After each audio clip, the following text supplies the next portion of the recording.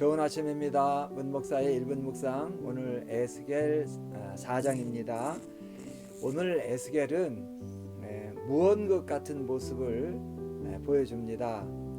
에스겔은 지금 말을 못하는 상태입니다.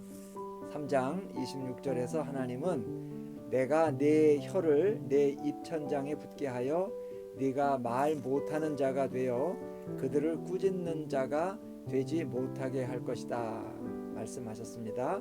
그래서 지금 에스겔이 무언극처럼 메시지를 전하고 있는 것입니다. 에스겔이 보여주는 첫 번째 모습은 마치 찰흙 공작을 한 것 같은 모습입니다. 하나님은 에스겔에게 너 인자야, 토판을 가져다가 그것을 내 앞에 놓고 한 성읍 곧 예루살렘을 그 위에 그리고 그 성읍을 에워싸되 그것을 향하여 흙으로 언덕을 쌓고 그것을 향하여 진을 치고 그것을 향하여 공성퇴를 둘러 세우고 또 철판을 가져다가 너와 성읍 사이에 두어 철벽을 삼고 성을 포위하는 것처럼 에워싸라 라는 지시를 내리십니다. 이런 행동을 통해서 하나님께서 말씀하시고자 하는 바는 명백합니다.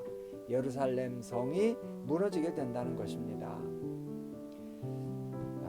이 말씀에서 정말 절망스러운 일은 예루살렘 성이 무너지는 것도 무너지는 것이지만 철판을 가져다가 에스겔과 성읍 사이에 철벽을 세우라 하는 말씀입니다. 지금 에스겔이 말을 할 수 없는 상황에서 철벽으로 가로막힌다 하는 것은 하나님과 예루살렘 사이에 전적인 단절을 의미합니다. 하나님도 더 이상 말씀하지 않을 것이고 이스라엘은 하나님께 그 무엇도 기대할 것이 없게 된다 하는 것을 의미합니다. 예루살렘 성이 무너진다는 사실보다 하나님과의 이 단절이 정말로 가슴 아프고 두려운 심판이지요. 그 다음에 하나님은 에스겔에게 왼쪽으로 390일 동안 누워 이스라엘의 죄악을 담당하도록 하고 오른쪽으로 40일을 누워 유다의 죄악을 담당하도록 하셨습니다.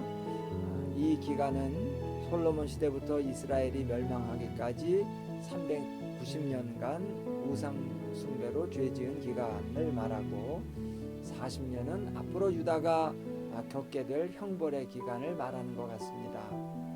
이렇게 430년간 애굽에서 종살이를 했던 것처럼 형벌을 받게 될 것을 에스겔의 삶을 통해서 보여주고 있는 것이지요.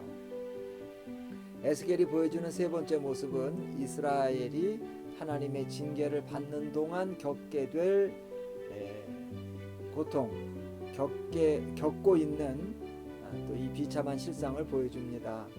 에스겔은 마른 인분으로 불을 피워서 음식을 만들어 먹게 될 것입니다. 그것은 매우 부정한 일입니다. 그것처럼 이스라엘 역시 부정한 음식을 먹게 될 것입니다. 그나마도 풍족하지 않아서 극심한 궁핍을 겪게 될 겁니다. 하나님은 이렇게 에스겔의 삶을 통해서 이스라엘을 향하신 심판의 의지를 나타내셨습니다. 오늘 에스겔은 큰 고난을 당하고 있습니다. 그런데 에스겔의 이 고난은 에스겔 개인의 죄 때문에 당하는 고난이 아니라 하나님께서 이스라엘 백성의 죄악상을 지적하기 위해서 에스겔이 대신 당하는 고난이지요. 그렇기 때문에 에스겔의 이 고난은 대속적인 고난이라고 할 수 있습니다. 한편으로 에스겔이 겪고 있는 이 곤욕은 예수 그리스도로 말미암은 구원을 예표하고 있는 고난이기도 합니다. 그런데 사실 에스겔은 이 대속적 고난을 통해서 이스라엘을 구원하지는 못했습니다.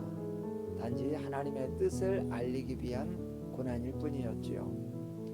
그러나 에스겔보다 더 큰 선지자이신 예수 그리스도께서는 그 대속의 고난을 통해서 우리를 구원하셨습니다.